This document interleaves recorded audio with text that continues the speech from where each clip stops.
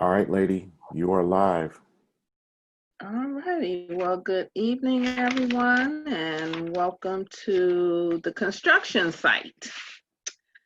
We are going to continue our discussion from last week. I don't know how many of you felt the construction going on after the things we talked about last week, but as far as my week, there was a lot of construction, demolition, arguing. It was a lot going on. The family was really talkative, and I am appreciative of that. And so this week, we're going to continue with the construction. But what I want to look at is what it takes, and this is a part two, and this may go into continuing next week, depending on how much I get done through it. But this week, we're going to talk about what does it take and what is the process of actually putting a construction site together. What's the project? And so I was talking with the guys. It's interesting when you actually talk to construction workers, their language is a little bit different. And I was able to really get some really good information from them as far as how they feel as the worker versus the project manager or versus the supervisor. So I was able actually to talk to the guys. And so in talking with them, I was asking them, okay, how does a project start? What is the different steps that goes on? And the first thing they told me was that there is an initial stage. And so the initial stage is when the customer or the person that, let's say your ego actually, shares the ideas and the work that they're looking for the management company that's going to do the work for you to come up with a draft of their ideas. So before the construction can even start, there has to be ideas, there has to be planning, there has to be draft, there has to be a design going on. So my question to you as we are under construction, as we're going through the event, and as we're moving forward and dealing with the family, which is all of us within us, as we are going through this, what plan has your family put in place?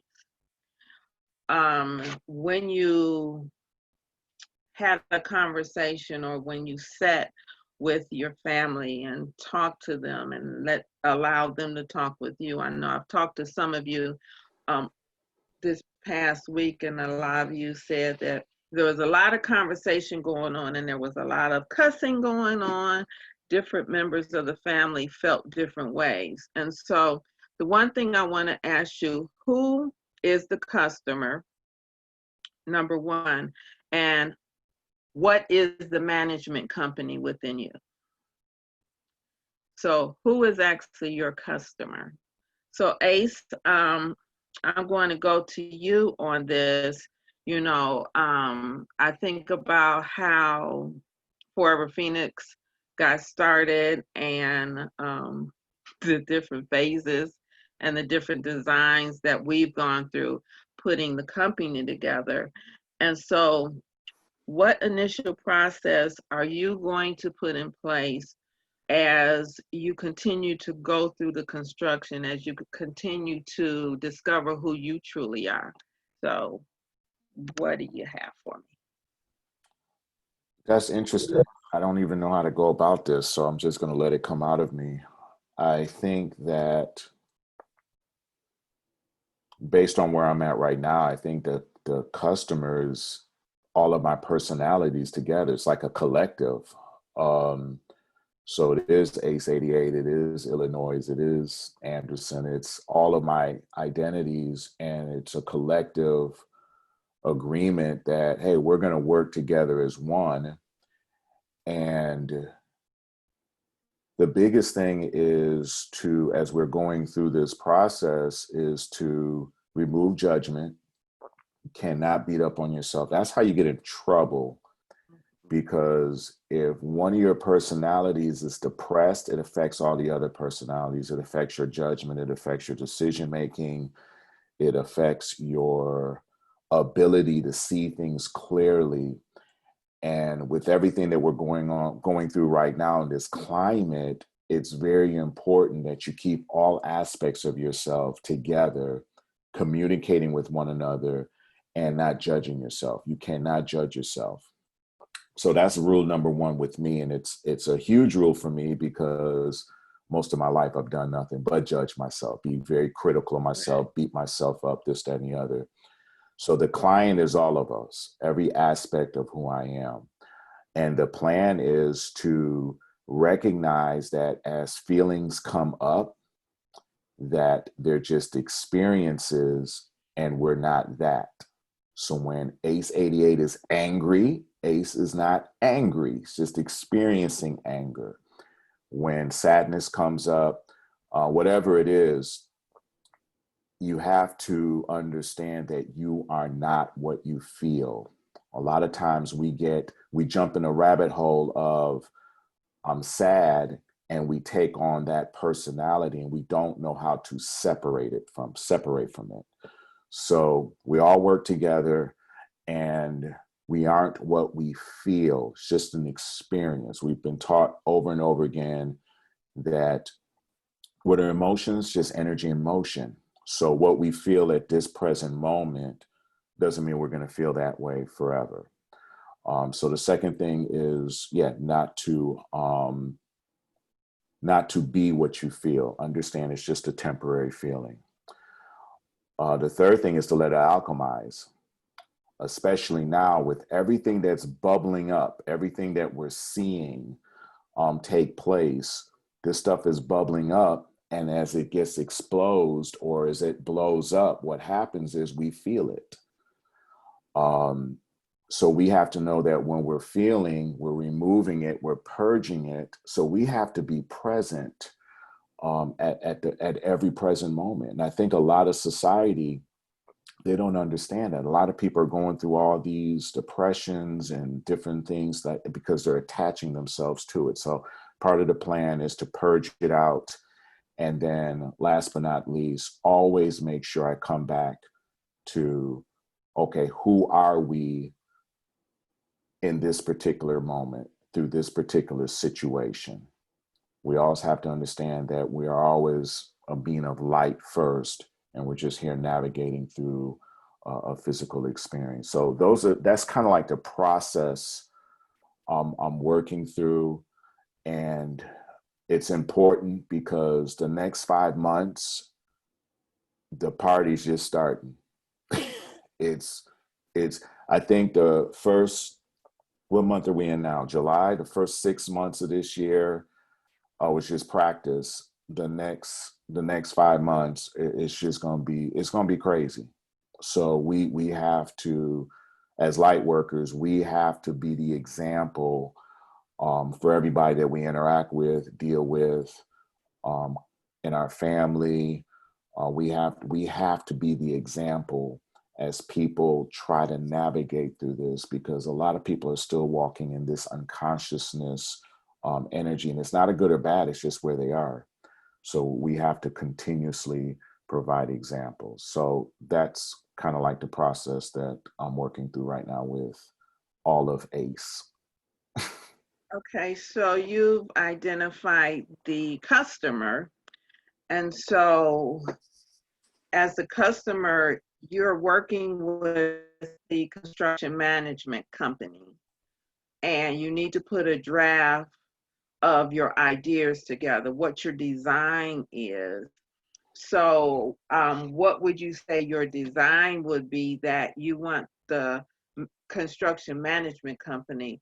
What is the end? What is the final process, that ideas that you're sharing with the management company? You need to identify who your management company is, And through that, what's the draft and what's your end result? What are you building here? I think it's an ongoing process. I don't think we ever get there. That's the whole process of the game, or the whole process of whatever you want to call this.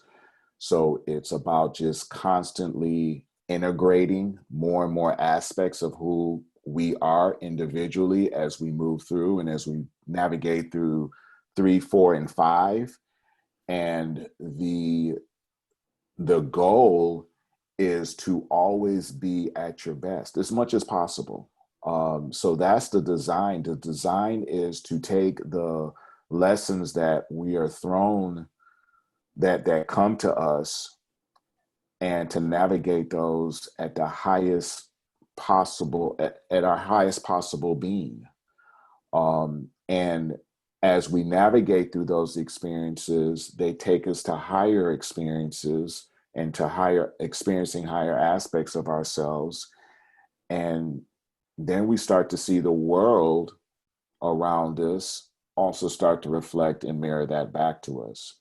So the construction company to me is Source, and all of the managers of the other aspects that work with us or work with me. And then together, it's about integrating through these experiences, getting better, and moving through this journey of life. Okay. Okay. Thank you. It's interesting because I also identified the construction management company as Source. And for me, the design was to be to discover who I am and allow the customers, all of my customers, to come together and understand not who I've created me to be, not the different aspects of me, but that we're all one. And the design is for me to become that. It's already in us, it's already there.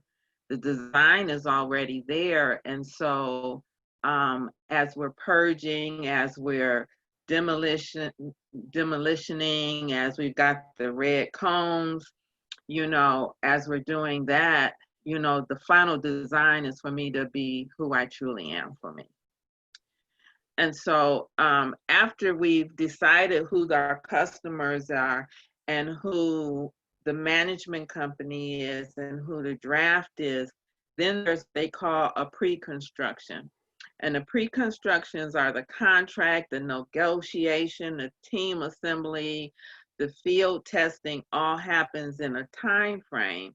And so as they have their draft, as they have the management team, then the management team goes into play and puts these things together.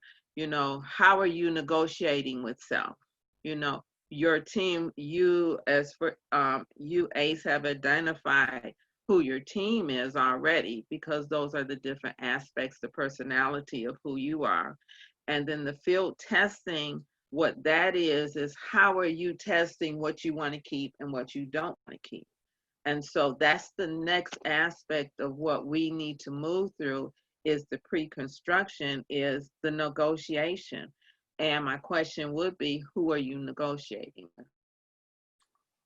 Who am I negotiating with? Why did your voice change?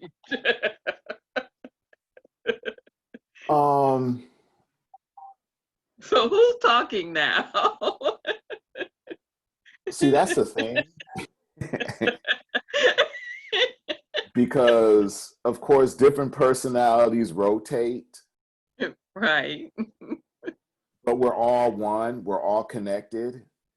It's kind of like, I'll give you an example. I've been going through this exercise routine. This is one of the new structures. You're talking about negotiation. This is one of the new structures that I've implemented in my life. And there was some resistance, a lot of resistance. Like, why are we doing this? We're good. It was a lot of ego talking, and it was very loud. And then when you haven't done something to try to integrate it it could be sometimes difficult, especially if it's something you haven't done before. But during a meditation, it just came through very clear. I guess when I incorporate things in my life, it comes through at a point where I'm not feeling any emotion one way or another. A lot of times when we're in flesh, it's hard to go against that. So if you're driving to work and you hear something on the radio or you're on the phone with somebody and it's like, yeah, it is a good idea, you get a lot of resistance because you're an ego, your flesh is flared up, this, that, and the other. So normally a lot of the ideas that I come for things that I want to put together, they usually spring into reality from a place of neutrality, meaning everything is settled. We're all at the table, kind of like holding hands. And it's just a consensus that this move is going to be best for every aspect of us. And there's still some pushback because I've learned that the ego, for me, my truth is the ego is designed to protect you. But a lot of times we have to understand that the ego is just acting on not all the time what's best for you. It's just what the ego has been trained to do. It's no different than when you get into an argument with somebody, your ego flares up because your ego is defending you, and voices raised, this, that, and the other. So, but the ego has to have a seat at the table as well. You can't, because if you put the ego on timeout, the ego is just going to just get louder and louder. So with this decision to go into this new exercise routine, create a new eating habit, yeah, it sprung from a place of neutrality.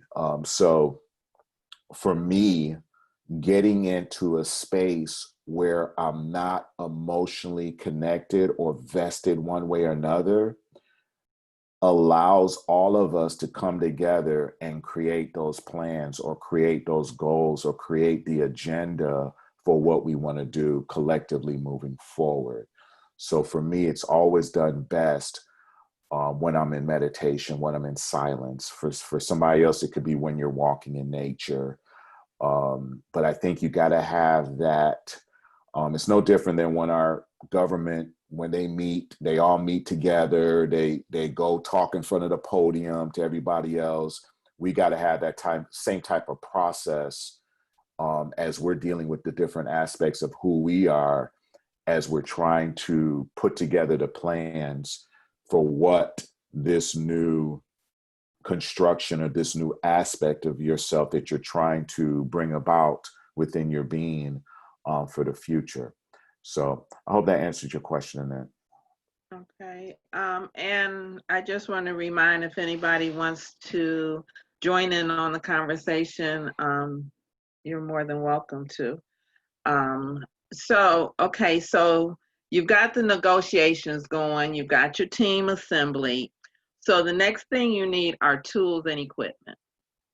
Okay. It's time to gather all the things you need to begin the construction.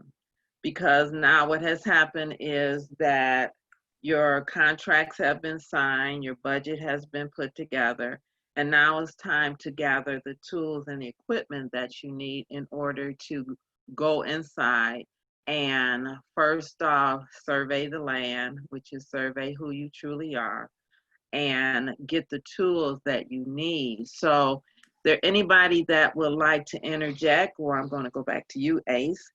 And what kind of tools or equipment do you need in order to start this construction of going inside, working with all the personalities, bringing the team together? And now, what's the next step for you? How do you bring in, you got to know what tools and equipment you need first. So, how are you going to go about gathering the tools to start the construction would be the question. Well, I can say personally, hi, San, And Hey, Sam. that yes. I think when I was graduating from college, I just was so inundated with the news and the negativity and the pressure of graduating and having to take care of myself.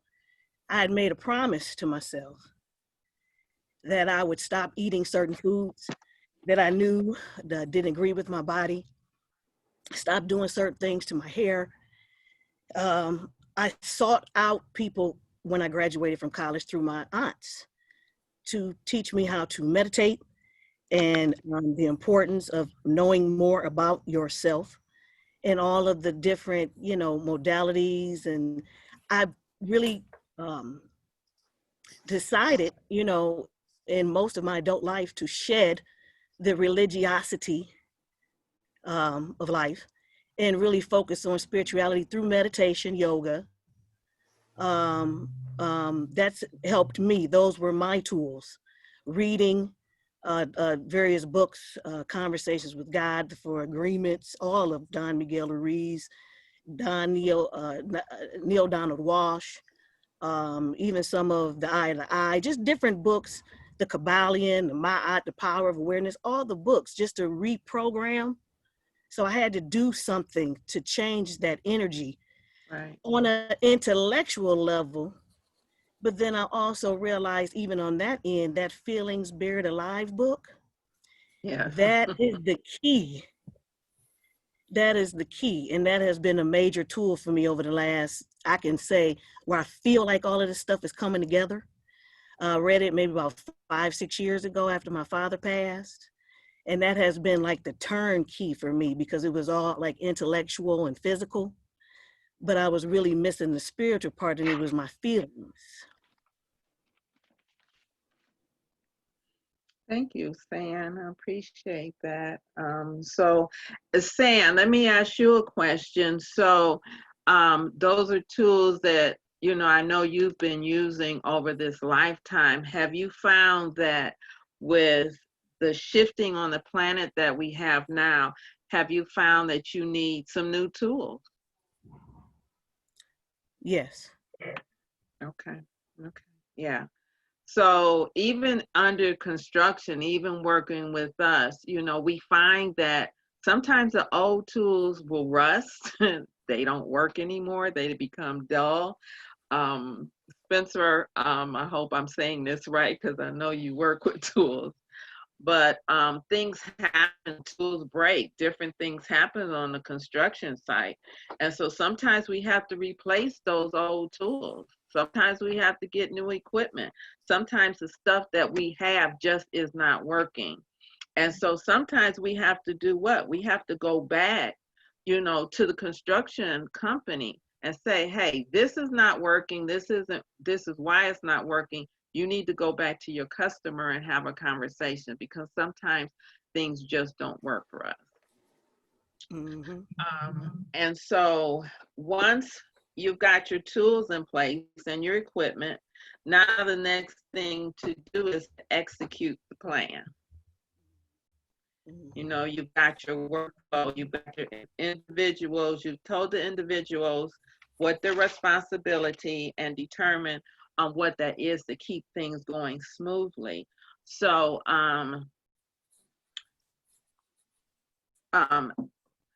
Ace, when you're executing, because I know with the business that you deal with, I know you have a lot of execution that you have to deal with the different people that you're moving around in different places. And so using that as an example, have you found that in executing for your own self, that sometimes you have to move the players around? Yeah, you always got to move the players around.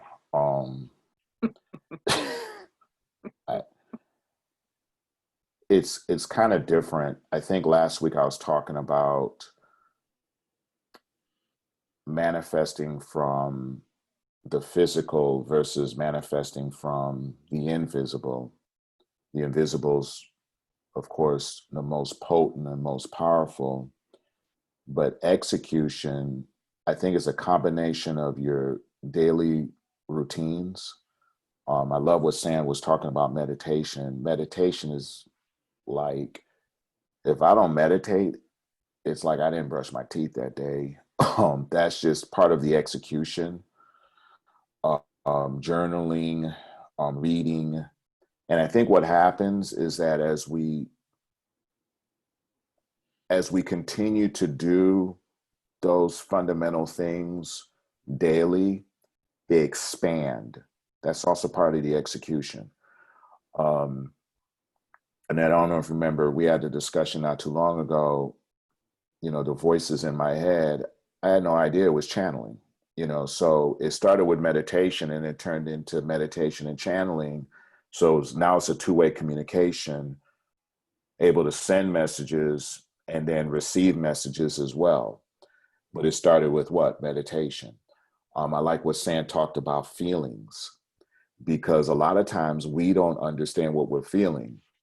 So part of how we execute when those feelings come about is so important, because how many of you guys have known people that something happened to them, they feel a certain way, and then that feeling turns into a personality that then dominates who they are? Anybody know people like that? They latch on to this feeling or this experience, then they become it, and then it becomes dominant in their personality. So again, we have to identify, okay, this feeling, it's not who I am, it's what I'm experiencing, and go back to that question of execution. Well, who am I in relation to this? I've been asking questions when things happen to me that I feel unpleasant about. I ask two questions. Okay, what's the lesson here? And then who am I because of this experience? And if you let those two questions sit with you, you can navigate through it. But a lot of times people get what? Get angry. That's a part of what? Execution. And it keeps them stuck in that paradigm. It keeps them stuck in that belief system. So I believe that you got to have some foundational things, and it's different for everybody. You have to have some foundational things that you do every day. Some people it's walking in nature. Some people it's meditating. Some people it's exercising. I could tell you physically, I feel 100 times better in this last month than I have in the last 10 years. Why? Because I'm now moving my body. And what happens when you move your body? You're moving what? You're moving energy. And I hear Annette telling me, saying, I told you about that age. But when you experience it, it's a whole different type of teacher. Okay, because now you're in the knowing. So now I wake up and I look forward to doing something that I resisted for so many years. So it's a different part of execution. So when we execute things that bring our beingness together, guess what? We become, well, we are more of what we're being. And I think the being part is the massive trigger in this whole executing thing. Realizing who you're being in every present moment. If we get that right, a lot of other things start to fall together. If we are presently knowing I'm angry right now, what does that do? It gives us the opportunity to shift out of it or to alchemize that anger out. If we presently realize that, hey, I'm not eating healthy, it gives us the opportunity to alchemize out of this. I was talking to Annette about this pedophile stuff that's showing up.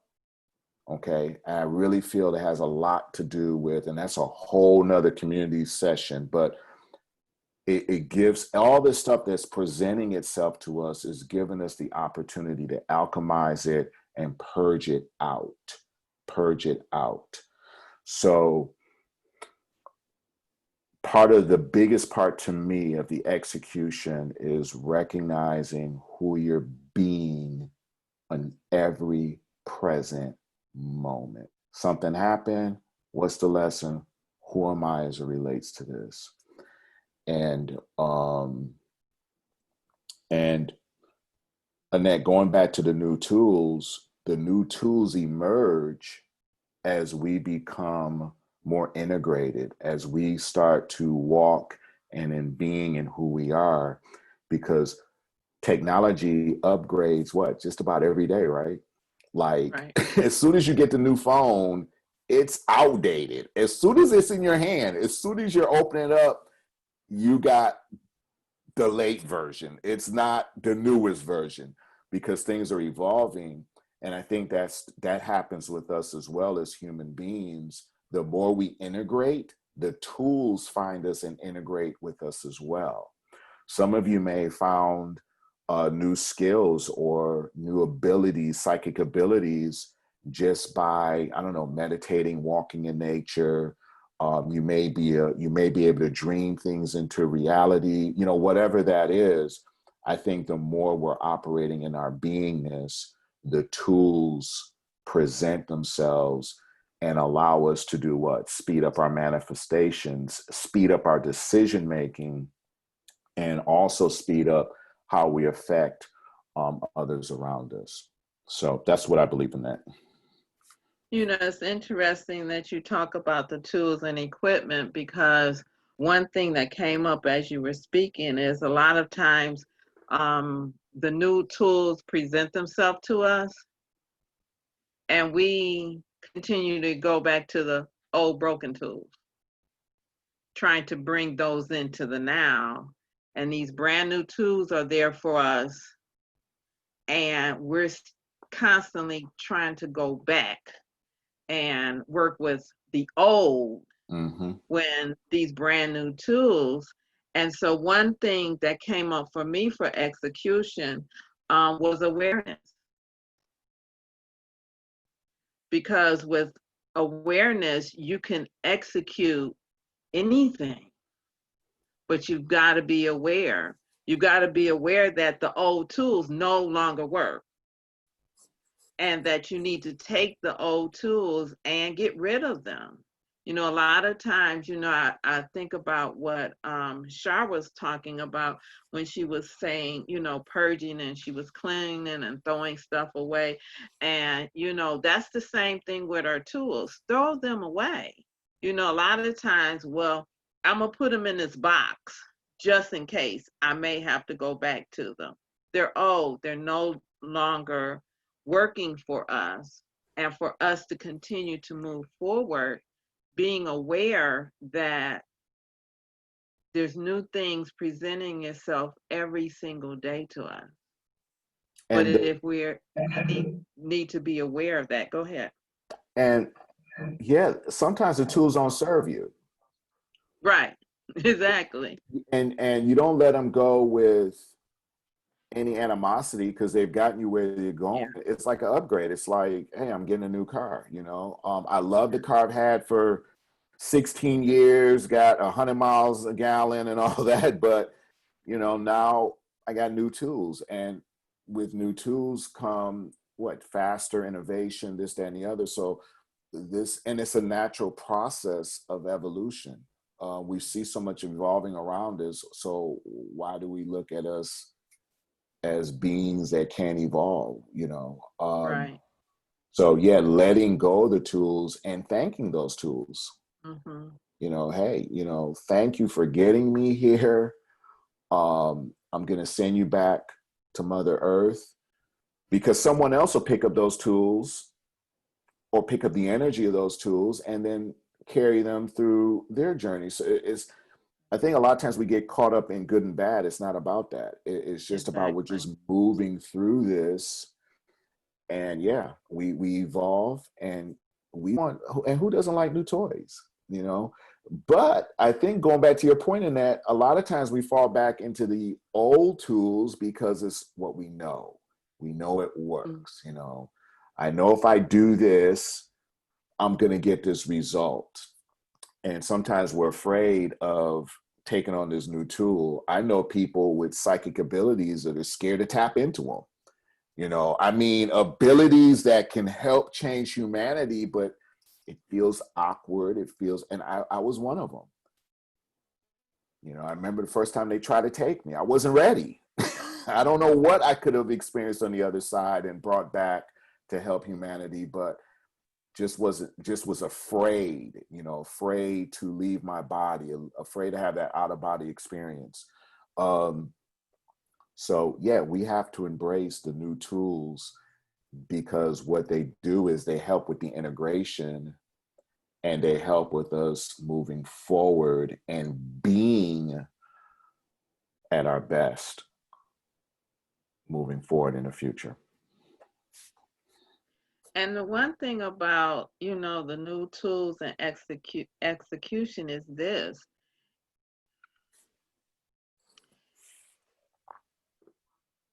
Sometimes it's not going to be comfortable. Mhm.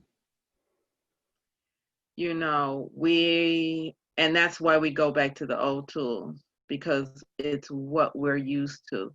It's what we know, and it's comfortable.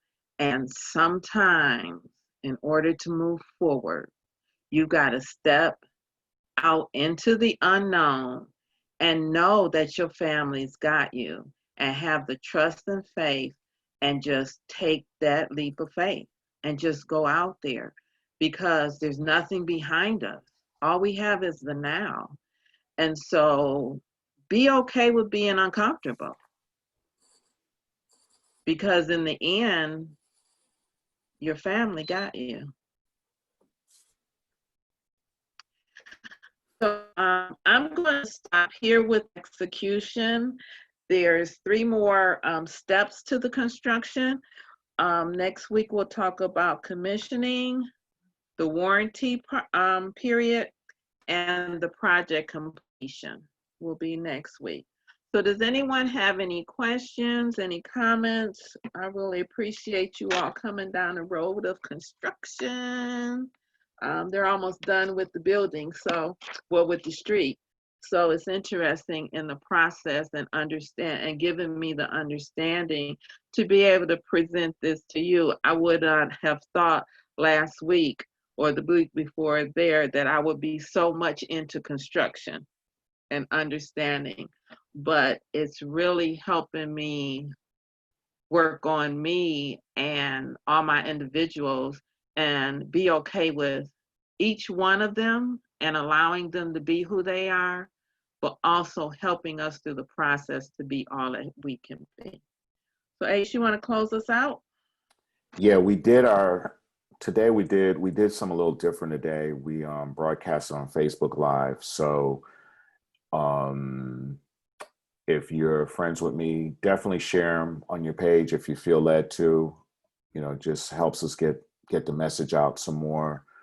Annette will probably have it on our Forever Phoenix page as well. We'll definitely be on YouTube. If you haven't been there in a while, just, you know, scoot over there, where we're not where we want to be. I think we're about 60 some subscribers. So we've done a very good job with the views. We're approaching 1,000 views on all the videos we put up. So we're going to continue just putting up content and building up the page. It's a process. Everything is a process. We're like a month and a half into this thing. And, but we did something a little different. So I want to thank you guys for participating in that. And we'll be back, this Sunday, 7 p.m. Eastern Standard Time. And we'll have another awesome meditation session. And looking forward to seeing you guys then. Okay, so we are officially done. Thanks for being here. And we'll talk to every one of you in the very near future. Thank you, everyone. Thank you. Love you guys. Love you. Thank you. Bye. Love you. Good night.